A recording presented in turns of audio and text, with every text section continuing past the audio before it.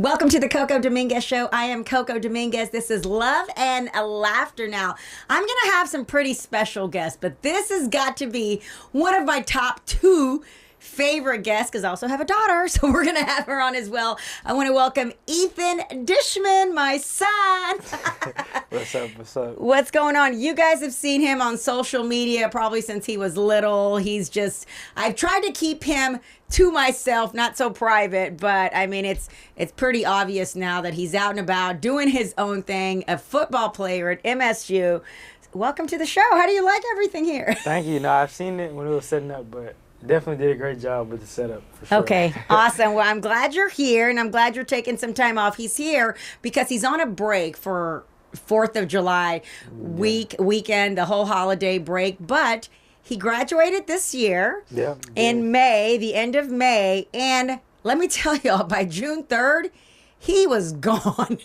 He was gone. They didn't even have to check in as players until July 3rd, but he was like, Mom, I am out of here. He did his summer housing, and he is at MSU. So how's everything been going? I mean, you're living a new life without me all in your business. Yeah.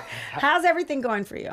But no, it's been going good. I wanted to go up early just because, like, the summer workouts and stuff start early. And especially, like, as a freshman, you know, you want to show that you care and stuff, you know. So I was like, might as well get out of the city some, you know, go up there and get adjusted because, like, whenever the fall comes, I already wanted to be, like, adjusted to the campus and all that. So it's been good, you know. So, yeah, I did leave real early. But You left like a week and a half after graduation. Yeah, no, I did. But it was, like, once I moved in and got settled, I just wanted to get used to the schedule. But it's been real good. My main concern, I'm not going to lie, was like, what are you going to eat? Because before, when he was here in town, I would cook probably 2 meals, so he would have 2 meals when he got out of school. He's going to go through one, and then he's going to be hungry again. So my whole thing is, if I'm not going to cook it, I'm going to buy it. So Yeah. No, because, like, I mean, when I was living at home, like, my mom would do a great job. Like, if she's leaving for work, she'll cook up something real quick. Or if I'm at, like, practice or something, I'll come home, like, most times some food, unless she's, like, really rushed out. But, no, I was like, I mean, I knew that she would be the one cooking, you know, but I was like, well, since I'm on my own now, I'm going to, like, start watching her cook because I'm going to have to do it when I'm on my own. So I feel like the food, like, once we got the groceries and stuff, because the place where I was staying, I'm staying in an apartment right now for the summer, and then for fall, we're transferring. We're like, oh, the other freshmen have to move. But where I'm staying right now in the summer is really nice, has a kitchen and everything. So my mom, you know, like, we got there, we got some groceries and all that, and after the first couple of days, I was like, okay, you know what, food's not going to be an issue. You know, I have some time now. For now, you have time. For now I have more time, but once the fall comes, I probably won't be able to cook as much. But now, you know how I'll just end up cooking, like, on Sunday and just cook for the whole week. You know, try not to have to worry about, like, every day, like, oh, what am I going to eat? What am I going to eat? So when I thought you weren't paying attention on the cooking skills, you were actually. Yeah, no, I was.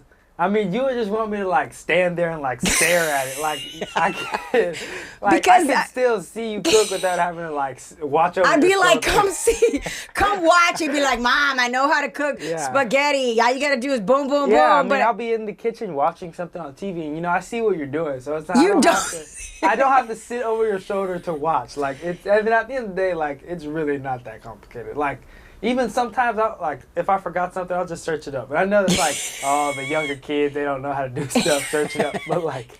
But you've been doing good. Like, he's been taking pictures of, like, and video of... Yeah, my You've food, made some pasta, some raviolis. His breakfasts are on point. Yeah, I'll send pictures to everyone because I know the main thing before I left, everyone and my sister and dad, everyone's like, oh, you know, you're not going to know what to eat and stuff like that. So I was like, I'm going to make sure I send some pictures. Yeah, so he'll probably get on a meal plan. Well, not probably. He is going to get on a meal plan for the fall. But right now, because he is in a different living quarters, they've got their own kitchen inside. And tell me what your roommate says about when you're just cooking up. Yeah, my roommate, he doesn't really cook as much, but he'll come back from somewhere. He'll come back from, like, Wingstop or Chipotle or somewhere, and he'll walk in, this smells good. You know, he'd be like, dang, man, you be for real cooking up in here. Because, like, whenever I told him, I was like, I'm going to start cooking, like, more. You know, because a lot of them, they want to, like, go out and eat and stuff. And, you know, like, that's cool. But I'm like, man, y'all spend too much money going out. I can't be doing that. I'm trying to save. So I was like, let me just find like a solution to the problem. But you did. I mean, he's like cooking grilled chicken strips, and I got him some instant rice, so we haven't got the rice down. Yeah, no, that I don't feel like sitting over that. That's a lot. It's easier. Okay, we'll do a whole nother rice segment later. But you make your own shakes and smoothies and all that. So you've gotten bigger. His goal. Tell him what position you play. Yeah, well, I play corner or defensive back. And yeah, my main goal, like going up early, was I wanted to get adjusted like to the playbook, and really like get stronger and faster. You know what I mean? So that's why I've been trying to keep consistent with like what I eat, like when I eat. You know, even like sometimes I don't really be that hungry, but I'm like, you know what, I gotta eat. Or I gotta drink. But you've gotten bigger. Yeah, I have since I left. So. I know. I'm like, oh, my little baby. Yeah. No, not so little no more. Not so little no more. I know. Yeah. I'm having to put that, but I'm glad that he's been able to adjust, and he's super disciplined. He's not like He sold. I'll just tell you how disciplined he is. He sold his PS5. Yeah. Ugh. I was like, that was a whole nother chapter. I was like, what is happening? Yeah, no, because like originally I just wasn't on it that much because of school, and I was just doing other stuff. And then like I remember like a week or two went by, and I'm like, man, I haven't really touched this thing. And I was like, man, I wish I can get that $500 back. Like, I'd rather have that money than it just sitting there collecting dust. So. And so a couple times you're like, look, but you've had to. What have you replaced the PS5 time with since you've been at MSU? Really, like just Netflix, either Netflix or. You just Amazon got another Prime. a subscription to. Yeah, Peacock. I was watching a little Love Island because my friends, like, man, they watch it, and I'm like, they talk about it so much, I felt almost forced. Like, you know what? I might as well check it out. But I watched a little bit of it. I got caught up actually today. But no, I've just been watching different shows, or like I watch different podcasts, or just. And you work out like twice a day at least. Yeah, probably like twice a day. I mean, we'll have rest days still, but I'm either just, I don't know, just chilling, you know, in my own space. But really, whenever I go back in the fall, I may have to get I may have to rebuy my PS5. I may have to get. You think so? I think so. That you'll be so boggled down with all this homework. Yeah, true. And all of that stuff. Because, and then let's talk a little bit about the workouts, because he is so disciplined, and you know, he trains with some of the best trainers. He trains with his dad as well. When they gave you guys, you were telling me about this one workout that people were throwing up, but you were like ready. Talk about that. Yeah, so our workouts, I mean, we work out Monday through Friday, but on Tuesday is our conditioning day. And I mean, before I went on campus, I thought, you know, I'm in pretty good shape because my dad, he's been getting me in really good shape doing stuff that he used to do when he was working out, like in his peak, like the time of his career and stuff. So I was like, you know what, if I could do his workouts, I could do anything. Because those workouts, like, man, I would be on the track, like, do I even, like, I was thinking I couldn't even get back to the car. Like, one time it got so bad after I got done working out with my dad. And these are NFL workouts. Yeah, these are NFL workouts. And I literally, like, got to the car and sat there for, like, 25 minutes because, like, I couldn't even move. So I was like, we were running on the track, and he has different, like, track workouts and weight room workouts. So he was getting me really prepared, so that all goes to him. So it was like whenever I got on campus and we were doing the conditioning, everyone was kind of like, dang, like he's in good shape, you know, because like a lot of times the whole thing is, oh, the freshmen, you know, you got to get him in shape. And I think I was doing pretty good, you know. I mean, it was hard, but it wasn't harder than what I had to do before. Yeah, so you were ready. It was nothing. And when we talk about him, my ex-husband is Chris Dishman, former Houston Oiler, and he's now the head coach for TSU. So you've been learning from somebody who's been in the league, made it all the way through. Let's talk a little bit about, because I've always said he could sit on a sports center bench. He knows so much about different sports and all the athletes. Who do you think is when it comes to college now, somebody who just got drafted, somebody to watch in the NFL this year?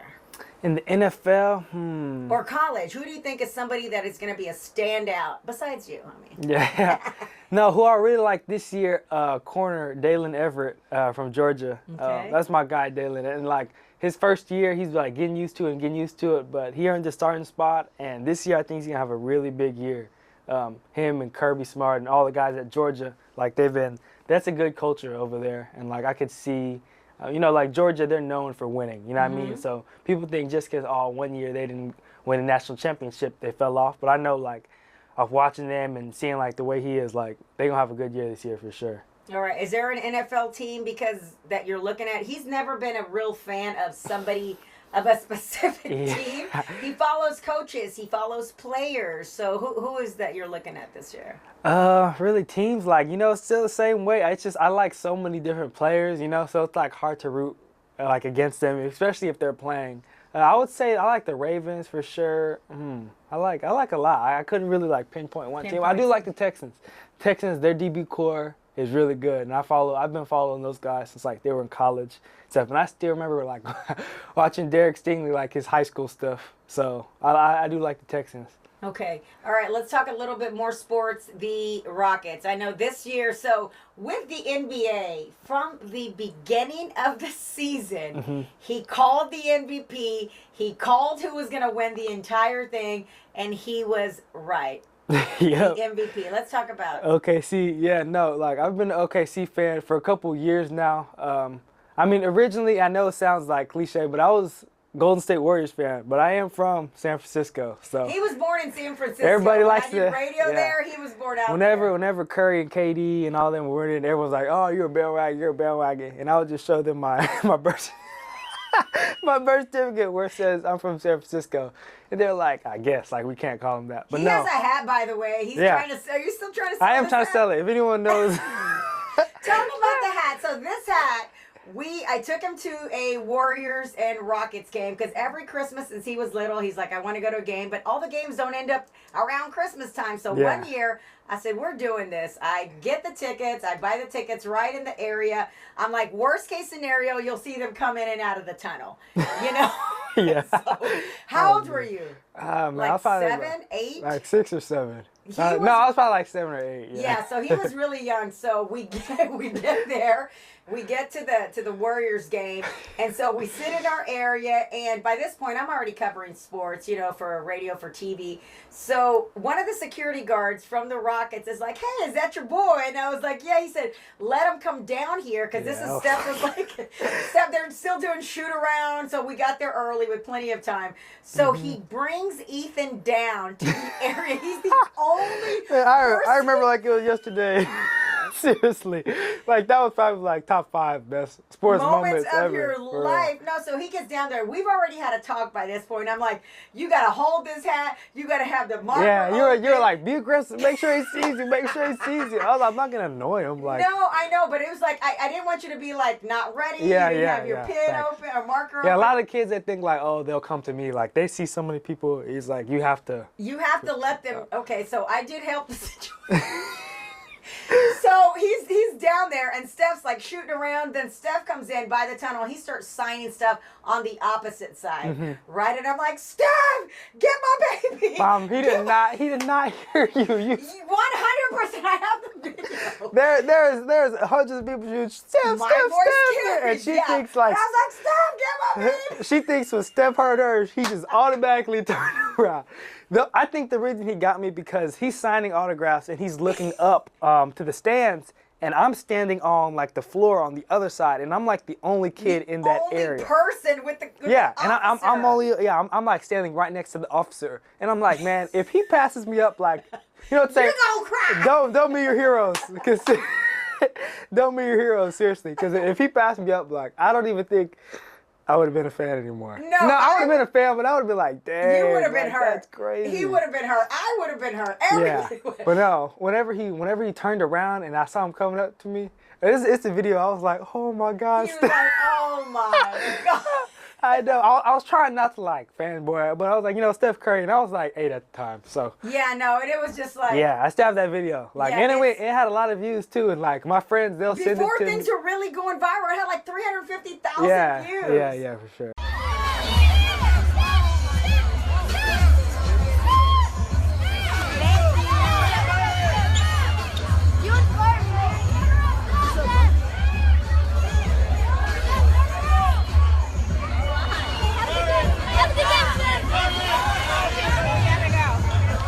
But no, that whole game, and then after the game, I got to see even better. Yeah, after the game, I got to see Kevin Durant and like all the rest of the team, and they signed my hat. So I still have that hat. So if y'all know anyone who wants that hat, or He wants to sell it, and I've always tried to talk him out of it. Like, every year it's going to be worth more because this is the golden era hat. Well, yeah, it was from the golden era, but I think I may wait till after they retire to get some more money.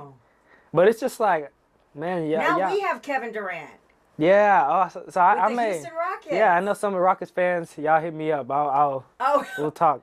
Yeah, it's Kevin Durant. He's on the Rockets now. This kid is the biggest entrepreneur out of anything. Right now he has, like, what is it, a Depop store? Yeah, I just made a Depop account too, and I already have 6 sales my first day, like $200 worth of stuff. Yeah, no, he's a hustler. I don't know where he gets that from, but yeah, for sure. No, for sure. So I'm super proud of you. What is, I think, the biggest goal before we go that you are trying to accomplish in this first year? First year, especially like if we're talking like football wise, I definitely want to get on the field some. You know, it's like the whole thing, freshman coming in, you want to make an impact. So definitely want to get on the field somehow. If I'm able to play and not after redshirt, like, because you know you could play 3 games, I think, without having to redshirt. So if I don't want to waste my redshirt if I do have to redshirt. But I know like the way I've been working and like the way I already see how things are, I can definitely get on the field somehow.